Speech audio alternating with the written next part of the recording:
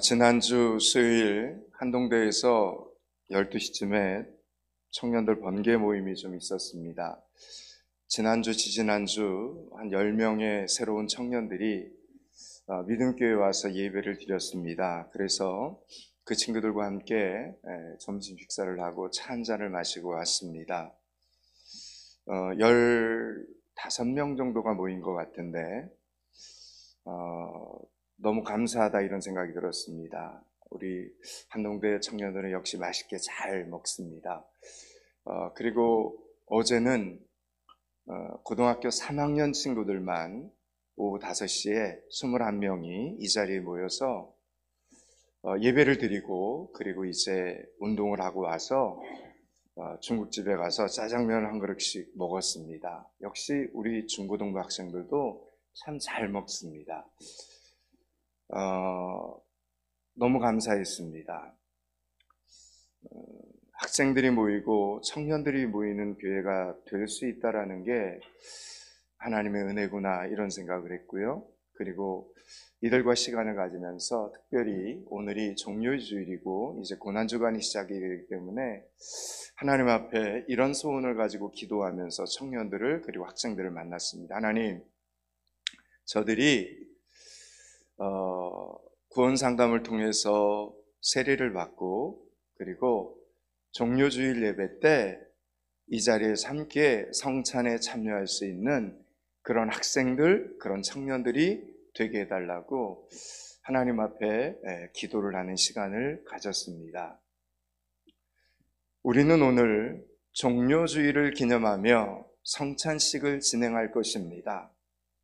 여러분 앞에 놓여있는 이 성찬은 우리를 위해 찢기신 주님의 살과 저와 여러분을 위해 흘리신 주님의 피를 기념하는 예식입니다. 따라서 성찬을 받을 때에는 언제나 엄숙하게 치루어지도록 집례자는 최선을 다합니다. 그런데 성찬식의 의미가 너무 크다 보니 가끔 웃지 못할 에피소드가 생깁니다. 엄마 아빠를 따라서 함께 예배드리던 어린아이들이 시험을 받습니다. 뭔가 아주 소중하고 만난 것을 엄마 아빠가 주지도 않고 아껴 먹는 것 같기 때문입니다. 여러분, 성찬식의 떡과 잔은 세례교인만이 받을 수 있습니다. 그런데 아내는 세례교인인데 남편은 아직 세례를 받지 못한 분이 계셨습니다. 그래서 아내는 성찬식 날 성찬식에서 아내는 떡과 잔을 받았지만 그 남편은 떡과 잔을 받지 못했습니다. 그런데 남편은 크게 이상하게 자꾸 받고 싶은 것이었습니다. 그래서 아내 몰래 살짝 잡으려고 해도 아내가 금방 알아차리고 손을 딱 치면서 세례교인만이 받는 거예요 이러는 거예요. 남편이 보아하니 빵 조각인 것 같고 포도주 같은데 왜 안 된다는 것인지 도대체 무슨 맛이길래 저렇게들 눈을 감고 음미를 하며 기도를 다 하는 것인가 남편은 너무도 궁금했습니다. 자기보다 어린 사람들도 다 봤는데 자기만 못 받는 것이 자존심이 상하기도 하고 뭔가 천국 백성에서 떨어져 나가 있는 기분이 든 이 남편은 1년을 기다리다 그리고 벼르다가 드디어 세례를 받게 되었습니다. 그리고 드디어 성만찬에 떡과 잔을 받았습니다. 1년 동안 그렇게 궁금해하던 그 맛을 드디어 맛보게 된 것입니다. 그리고 하는 말, 이야, 이렇게 달다니. 그러면서 감격의 눈물을 주르르 흘렸다고 합니다. 성만찬을 사모하면서 1년을 기다리고 받은 첫 성찬식은 주님의 사랑으로 그분에게는 너무도 달았던 것입니다. 성만찬을 사모하며 기다리는 동안 나를 위해 죽어주신 예수님의 그 깊은 사랑을 깨닫게 되었기 때문입니다. 저는 오늘 이 깨달음의 은혜가 다시 한번 여러분들에게 살아있을 수 있기를 주님의 이름으로 축원합니다. 여러분, 교회마다 성찬기는 아무나 만질 수 없고 담당자들에 의해서 보물 챙기듯 아무도 보지 않는 곳에서 비밀스럽게 정돈이 됩니다. 그래서 일반 성도들은 성찬기가 어디 있는지도 모르고 언제 어떻게 성찬기가 정리되어지는지도 모르는 것이 상례입니다. 성찬 예식을 중요하게 여기던 중세시대에 천주교에서는 전통적으로 화채설을 주장했습니다. 성만찬에 쓰여지는 이 떡과 잔이 하나님께 기도드리는 순간에 일반 떡과 잔이 아니라 예수님의 살과 피로 변하고 예수님의 살과 피로 화한다 해서 화채설입니다. 그런데 문제가 생겼습니다. 성만찬 후에 남은 떡을 생쥐 한 마리가 와서 먹어버린 것입니다. 말씀드렸듯이 이제 떡이 아니라 예수님의 살인데 이 거룩한 성체를 먹은 생쥐 때문에 중세 신학자들이 열띤 토론을 벌이게 된 것입니다. 성체를 먹은 생쥐를 어떻게 처리한단 말인가? 그 생쥐는 예수님의 살을 먹었으니 죄를 용서받지 않은가? 이것이 맞다 아니다를 놓고 중세 신학자들은 얼마나 많은 시간과 싸움에 저들의 인생을 낭비했는지 모릅니다. 우리가 속혀 있는 우리 대한예수교 장로회에서는 화채설이 아니라 기념설을 주장합니다. 우리를 위해 찢기신 주님의 살과 우리를 위해 흘리신 주님의 피를 기념하는 것입니다. 성찬 예식이 끝난 포도주와 떡은 전통적으로 성직자들만이 먹도록 하고 있습니다. 소중한 것을 소중히 다루자는 의미입니다. 그러나 너무나 소중해서 굶어 죽어가는 사람이 있어도 절대로 내어주지 않는 것은 예수님의 사랑이 아닙니다. 성체를 먹은 생쥐 때문에 논란을 계속한 어리석은 중세인들처럼 되어서도 안 되고, 에이, 빵집에 가면 그거하고 똑같은 것 얼마든지 살 수 있는데 라고 가볍게 여겨서도 안 됩니다. 사랑하는 여러분, 예수님께서 기념하라 하신 것을 소중히 여기는 여러분들이 되시기를 축원합니다. 예수님께서 기념하라 하신 소중한 것을 여러분들이 정말 소중하게 여길 때 우리의 가치가 더 높아지는 것이고 하나님께 영광이 된다는 것을 꼭 기억하는 여러분들이 되시기를 바랍니다. 오늘 예수님께서는 저와 여러분을 구원하시기 위해서 십자가를 지는 고통을 감내하셨습니다. 이 일이 예수님께도 결코 쉬운 일이 아니었습니다. 예수님께서는 십자가를 앞에 두고 죽을 만큼 성경을 보니 고민하셨고, 가능하면 이 십자가의 길을 피하게 해달라고 하나님께 피땀을 흘리면서 간절히 기도를 하셨습니다. 예수님께서는 이렇게 큰 고통을 감내하시면서도 저와 여러분을 구원하기 위해서 그냥 십자가에 달리십니다. 여러분, 그런데 우리가 주님의 찢기신 살과 주님의 흘리신 피를 기념하는 성찬식에 참여한 것을 가볍게 생각한다면 주님의 마음을 아프게 하는 일이 되지 않겠습니까? 적어도 오늘은 내가 성찬식에 그리고 성찬식을 가졌다는 이 사실을 좀 깊이 묵상하는 침묵의 시간들을 꼭 가질 수 있기를 바랍니다. 예수님께서는 하나님께 기도하시기 위해 가룟 유다를 제외한 11명의 제자들과 함께 드디어 겟세마네 동산으로 올라가십니다.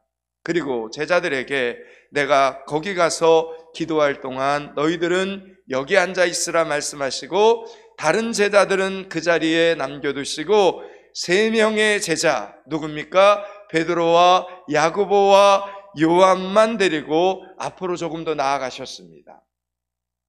그리고 이번에는 세 사람의 제자에게, 그러니까 베드로와 야고보와 요한에게 내 마음이 심히 고민하여 죽게 되었으니 너희는 여기 머물라 나와 함께 깨어 있으라 이렇게 말씀하시고는 세 명의 제자들도 그 자리에 남겨두시고 우리 예수님은 다시 조금 더 앞으로 나아가셨습니다. 여러분, 이 말씀이 오늘 본문의 제목과 연관이 있는 부분입니다.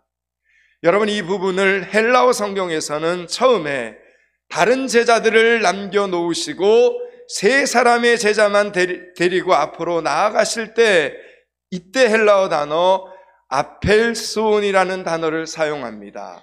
나아간다, 이런 단어입니다. 그런데 이제 나머지 세 사람의 제자들도 남겨놓고 예수님 혼자서 기도하러 나아가실 때에는 프로엘손 미크로온이라는 단어를 사용합니다. 앞으로 조금 더 나아간다, 이런 뜻입니다. 예수님께서는 십자가를 앞에 두시고 많은 고민을 하셨습니다. 그러나 이제 마지막으로 하나님 앞에 홀로 서서, 그 앞에는 제자들도 없습니다. 하나님 앞에 홀로 서서 하나님, 이것이 정말로 하나님 아버지의 뜻입니까? 하나님의 뜻을 확인하는 기도를 드리셔야만 했습니다. 예수님 역시 우리처럼 육신을 입으셨기에 이 고통을, 십자가의 고통을 홀로 견디기 어려워서 겟세마네 동산으로 올라가시면서 혼자 가지 않으시고 11명의 제자들과 동행을 하셨던 것입니다. 이제 제자들을 떼어놓으시고 혼자서 하나님 앞에 서야 될 시간이 다가왔습니다. 그러나 이 고통이 너무도 큰 것이기에 11명의 제자들을 다 떼어놓지 못하고 가장 아끼고 사랑하는 세 제자만을 데리고 가셨습니다. 그러나 이제 마지막 하나님 앞에 서야 할 시간이 점점 다가오자 예수님은 나머지 3명의 제자들도 떼어놓으시고 앞으로 조금 더 나아가십니다. 그리고 홀로 하나님과 독대를 하십니다. 하나님과 홀로 대면하여 피땀이 쏟아지는 간절한 기도를 드리십니다. 사랑하는 여러분, 우리는 지금 모두 하나님 앞에 서 있습니다. 하나님의 말씀 앞에 우리는 서 있습니다. 그러나 여러분은 스스로에게 이런 질문을 하실 필요가 있습니다. 내가 과연 지금 하나님 앞에 혼자 서 있는가? 여러분, 내 믿음은 하나님과 나만의 관계입니다. 그 누구도 나를 대신해서 하나님 앞에 설 수 없고 그 누구도 나와 함께 하나님 앞에 설 수 없습니다. 여러분의 가족이 하나님 근처까지 함께 할 수는 있습니다. 여러분의 셀 식구들이 하나님 근처까지는 함께 가줄 수 있습니다. 그러나 하나님과 대면하여 그분 앞에 서는 것은 여러분 혼자라는 것입니다. 사랑하는 여러분, 지금까지 여러분이 서 있던 그 자리에서 앞으로 조금 더 나아가실 수 있기를 바랍니다. 그리고 예수님처럼 하나님 앞에 혼자 서서 하나님의 뜻을 구하는 이 깊은 믿음의 단계까지 이르게 되실 수 있기를 주님의 이름으로 축원합니다. 예수님께서 처음 겟세마네 동산으로 올라가실 때에는 많은 제자들이 동행을 했습니다. 그들은 눈앞에 다가온 예수님의 죽음을 깨닫지 못했습니다. 그래서 예수님과 함께 올라가면서 웃고 떠들면서 겟세마네 동산을 올라갑니다. 이제 예수님은 이 제자들을 다 남겨놓으시고 3명의 제자들만 데리고 앞으로 나아가셨습니다. 그리고 마지막에는 3사람의 제자들도 이제는 물리치시고 조금 더 나아가서 홀로 엎드리십니다. 여러분, 이 말씀이 3번째 반복이 되죠. 저 멀리서 다른 제자들이 떠드는 소리도 점점 조용해집니다. 뒤에 남아있는 3명의 제자들이 기도하는 소리도 점점 작아지더니 사라지고 말았습니다. 이제 예수님은 깊고 어두운 정적 속에 홀로 남아 계십니다. 그리고 하나님 앞에 엎드려 기도를 시작하셨습니다. 사랑하는 여러분, 여러분도 이런 경험을 해보신 적이 있으십니까? 여러분도 이런 장소에 홀로 무릎 꿇었던 경험이 있습니까? 다른 소리들은 다 자취를 감추고 오직 한 가지 소리, 하나님의 음성만을 듣기 위해 엎드렸던 시간들이 여러분들에게 있습니까? 부디 세상 친구들의 목소리를 너무 사랑하지 마시기 바랍니다. 세상의 친구들은 진리를 희석시켜 버립니다. 죄와 타협할 수 있는 변명거리를 만들어 버립니다. 악한 행위를 합리화시키는 방법을 가르쳐 줍니다. 내 참모습을 말해주지 않고 내 귀에 듣기 좋은 말로 환심을 사려 합니다. 만약 여러분들이 이런 친구들의 목소리를 여전히 사랑한다면 여러분은 이 목소리들이 들리지 않는 장소로 찾아가셔야 합니다. 종료주일, 고난주간 우리는 세상 친구들의 목소리는 다 사라지고 오직 하나님의 음성만이 들릴 수 있는 곳으로 찾아가 무릎을 꿇고 기도하는 시간들을 가져야 되는 사람들입니다. 예수님께서는 자신을 따르는 무리들과 그렇게 사랑했던 제자들의 음성마저도 들리지 않는 장소를 찾아 올라가셨습니다. 그리고 조금 더 나아가서 하나님의 음성만을 듣기 위해 엎드리십니다. 조금 더 나아가 엎드리신 예수님은 하나님 아버지의 뜻이 무엇입니까? 기도하셨습니다. 그리고 하나님의 그 뜻에 기꺼이 순종하셨습니다. 내 원대로 마옵시고 아버지의 원대로 하옵소서 기도하셨습니다. 여러분이 하나님 앞에 기도하는 중에 이렇게 하는 것이 하나님의 뜻이구나 깨달으신 적이 있습니까?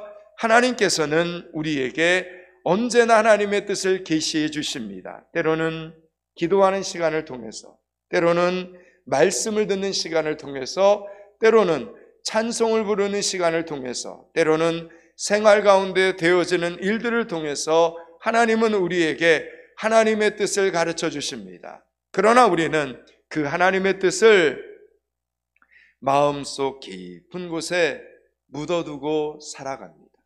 그럴 때가 너무 많습니다. 처음에는 여러 가지 핑계를 대면서 하나님의 뜻대로 하는 것을 유보합니다. 하나님, 조금 더 시간이 나면 그때 하겠습니다. 하나님, 조금 더 여유가 생기면 그때 드리겠습니다. 하나님, 조금 더 안정이 되면 그때 가서 하겠습니다. 이런 이유를 대면서 마음속에 하나님의 뜻을 묻어둡니다. 그러다가 시간이 지나면 어떻게 되는 줄 아십니까? 그러다가 시간이 지나면 이제는 아예 흙을 보다가 내 마음속에 묻어둔 하나님의 뜻을 완전히 덮어버립니다. 그리고 점점 시간이 흐르면서 점점 세월이 흘러가면서 이제는 아예 돌로 그것을 막아버립니다. 나중에는 내 마음속에 묻어둔 하나님의 뜻이 존재한다는 사실조차도 잊어버리고 살아가는 사람이 되고 맙니다. 그러나 하나님께서는 우리 마음의 비밀 장소에 꽁꽁 묻어둔 그 하나님의 뜻을 반드시 캐어내실 것입니다. 왜요? 여러분이 하나님의 자녀이기 때문에. 하나님의 뜻을 숨겨둔 우리 마음의 한 구석을 하나님의 손가락이 어느 날 건드리기 시작할 것입니다. 사랑하는 여러분, 예수님을 십자가에 못 박아 우리를 구원하시겠다는 이 하나님의 뜻은 오늘 본문에 등장한 것처럼 예수님의 처절한 기도에도 불구하고 하나님은 당신의 뜻을 거두어 가지 않으셨습니다. 그냥 하나님은 당신의 독생자가 그렇게 땀방울이 핏방울이 되도록 애절하게 간절하게 통곡하며 당신의 이름을 부르며 이 잔이 내게서 지나가기를 원하나이다 그렇게 통곡을 하며 기도하는데도 하나님은 귀를 막으시고 하나님의 뜻대로 하셨습니다. 여러분에게 주어진 하나님의 뜻, 여러분의 인생에 부여하신 하나님의 계획은 이처럼 반드시 이루어집니다. 이제는 여러분들이 하나님의 뜻을 묻어주지 말고, 흙으로 덮지 말고, 돌로 쌓지 말고 하나님 앞으로 조금 더 나아가셔야 합니다. 하나님 앞으로 조금 더 나아가서 오늘 본문의 예수님처럼 하나님 아버지, 내 뜻대로 마옵시고 하나님의 뜻대로 하옵소서, 이런 기도를 드리는 믿음의 성도들이 되실 수 있어야 되는 것입니다. 예수님께서 겟세마네 동산에서 기도하시는 모습을 마태복음뿐만 아니라 누가복음에서는 이렇게 기록하고 있습니다. 예수께서 힘쓰고 애써 더욱 간절히 기도하시니 땀이 땅에 떨어지는 핏방울과 같이 되더라 라고 말합니다. 하나님의 뜻에 순종하는 것은 이처럼 값비싼 대가를 요구한다는 것입니다. 여러분, 예수님은 완전한 하나님이시면서 동시에 완전한 인간이셨습니다. 그분은 죽은 자를 일으켜 세우시는 신성을 소유하셨으면서도 동시에 배고파하시고 목말라 하시고 죽음을 두려워하는 인성을 소유하신 분이셨습니다. 예수님은 하나님의 천지창조에 동참하신 성자 하나님이십니다. 그런데 예수님은 스스로 창조하신 인간에게서 이렇게 멸시를 당하시고 죽음 속에 던져지는 치욕을 겪으셔야만 했습니다. 또한 33살의 젊은 청년, 사람의 아들 예수, 그분은 사랑하는 친구들과 제자들에게서 배신을 당하는 마음의 고통을 겪으셔야 했고, 십자가에서 손과 발에 못이 박혀 숨을 거두는 육체적 고통을 처절하게 겪어야만 했습니다. 성자 하나님의 입장에서, 사람의 아들 예수의 입장에서나 하나님의 뜻은 참으로 고통스러운 것이었다는 것입니다. 하나님의 뜻을 이렇게 받아들인다는 것은, 하나님의 말씀에 아멘하고 순종하고 결단한다는 것은 여러분 결코 쉬운 일이 아닙니다. 예수님은 십자가를 지는 것이 하나님의 뜻인 것을 정확히 알고 계셨습니다. 그분은 십자가를 지시기 위해 이 땅에 오셨습니다. 그러나 예수님도 겟세마네 동산에 올라 이 잔을 내게서 피하게 하옵소서 기도하실 때에 땀이 핏방울이 되어 땅에 떨어졌습니다. 여러분, 하나님의 아들조차도 아버지의 뜻에 순종한 것은 커다란 고통이었습니다. 그러나 하나님 아버지의 뜻에 순종한 예수님은 우리 모두의 구세주가 되셨습니다. 우리의 구세주, 나의 구세주가 되셨습니다.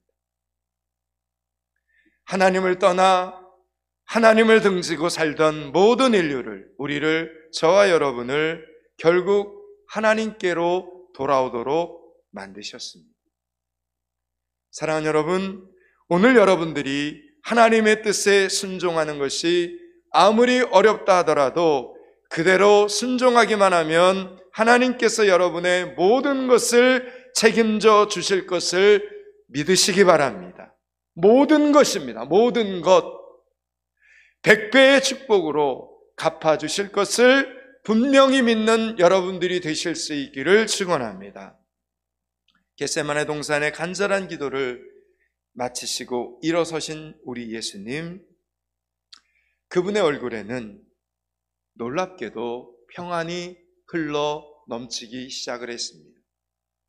내 마음이 심히 고민하여 죽게 되었다 하시던 그 모습은 온데간데 없이 사라져버리고, 이상하게 기도 후에 겟세마네 동산에서 내려오시는 예수님의 마음속에는 놀라운 평안이 찾아왔습니다. 그리고 잠들어 있는 제자들에게 이렇게 말씀하십니다. 45절 46절입니다. 45절 46절을 같이 읽습니다. 이에 제자들에게 오사 이르시되 이제는 자고 쉬라. 보라, 때가 가까웠으니 인자가 자신의 손에 팔리느니라. 일어나라, 함께 가자. 보라, 나를 파는 자가 가까이 왔느니라. 아멘. 또한 자신을 파는 가룟 유다를 향하여 50절에 이렇게 말합니다. 친구여, 내가 무엇을 하려고 왔는지 행하라. 그리고 칼을 빼어 휘두르는 베드로에게 말씀하십니다. 52절에 내 검을 도로 집어넣으라. 검을 가지는 자는 다 검으로 망하느니라. 그리고 자신을 잡아 끌고 가는 사람들을 향해서는 이렇게 된 것은 다 선지자의 글을 이루려 함이니라. 56절에 말씀하고 있는 것입니다. 여러분, 이렇게 이제 겟세마네 동산에 기도를 마치신 예수님의 마음속에는 그분의 앞에 십자가가 있었지만, 십자가의 고난이 있었지만, 그 십자가의 고난과 십자가를 모두 다 넉넉히 이길 만한, 다스릴 만한 놀라운 평안이 그분의 마음속에 부여된 것입니다. 사랑하는 여러분, 겟세마네 동산으로 올라가실 때에는 그토록 가슴 아파하시고 힘들어하시고 고민하시던 예수님이 내려오실 때는 이런 평안을 누리신 이유가 있을 텐데, 여러분, 그 이유가 무엇일까요? 39절입니다. 39절을 같이 읽겠습니다. 39절입니다. 조금 나아가서 얼굴을 땅에 대시고 엎드려 기도하여 이르시되 내 아버지여, 만일 할만하시거든 이 잔을 내게서 지나가게 하옵소서. 그러나 나의 원대로 마옵시고 아버지의 원대로 하옵소서 하시고. 아멘. 바로 이 말씀입니다. 나의 원대로 마옵시고 아버지의 원대로 하옵소서. 이것 때문이라는 것입니다. 여러분이 하나님의 뜻을 떠나 살 때 여러분 거기에 진정한 평안이 있었습니까? 여러분들이 예배를 떠나 살 때, 여러분들이 말씀을 떠나 살 때 거기에 여러분 진정한 샬롬의 평강이 있었습니까? 하나님의 뜻이 무엇인지 알면서도 그것을 거부하고 사는 사람은 그 마음이 언제나 전쟁 상태에 놓여 있습니다. 여러분들이 하나님의 뜻을 알면서도 그것이 현실적으로 어렵다는 그 이유 하나 때문에, 여러분들이 하나님의 뜻을 분명히 알면서도 다른 사람들도 그렇게 살아가고 있다라는 그 이유 때문에 하나님의 뜻을 여전히 외면하고 살아왔다면 지금 그 자리에 서서 여러분의 인생을 뒤돌아보실 수 있기를 바랍니다. 거기에 진정한 평안이 있습니까? 내일을 걱정하지 않고 하나님의 손에 맡기고 평안히 잠드는 날들이 진정으로 있으셨습니까? 기억하십시오. 하나님의 뜻을 외면하고 사는 사람들, 하나님의 말씀을 거절하고 사는 사람들은 아무리 그 사람 주변에 모든 것이 갖추어져 있어도 절대로 하늘에서 주시는 샬롬의 평강을 누릴 수 없습니다. 만약 지금 여러분의 삶에 평안이 없다면 지금 있는 그 자리에서 조금 더 하나님 앞으로 나아가시기 바랍니다. 세상 앞으로가 아닙니다. 하나님 앞으로입니다. 말씀 앞으로입니다. 조금 더 하나님 앞으로 나아가 믿음의 결단을 하는 믿음의 성도들이 되실 수 있기를 축원합니다. 여기까지가 오늘 본문의 전체 메시지입니다. 이제 말씀을 마치려고 합니다. 사랑하는 여러분, 하나님 앞에 혼자 서는 것을 배우시기 바랍니다. 하나님 앞에 혼자 서는 것을 절대로 두려워하지 마시기 바랍니다. 여러분 주위에 있는 사람들의 목소리를 제발 뒤로 하고, 여러분 눈에 보이는 여러 가지 것들을 옆으로 좀 치워놓고 조금 더 하나님 앞으로 나아가서 나 혼자 하나님을 만나는 시간을 꼭 가질 수 있기를 바랍니다. 그 자리에서 하나님의 크신 뜻을 깨닫고 기꺼이 순종하는 여러분들이 되실 수 있기를 축원합니다. 그래서 오늘 우리 주님께서 누리셨던 이 평안이 여러분의 삶에 충만하게 채워줄 수 있기를 축원합니다. 여러분의 삶 가운데 충만하게 채워지는 것을 분명히 경험하는 고난주간의 성도들이 되시기를 주님의 이름으로 축원합니다. 영상 보겠습니다. 되게 하여 주시옵소서. 말씀 앞으로 은혜 받는 자리로 나아가는 성도들이 되게 하여 주시옵소서. 고난주간 특별 새벽 기도 시간을 잘 보내고 찬란한 부활의 아침을 맞이하는 믿음의 예배자들이 되게 하여 주시옵소서. 예수 그리스도 이름을 받들어 기도드리옵나이다. 아멘.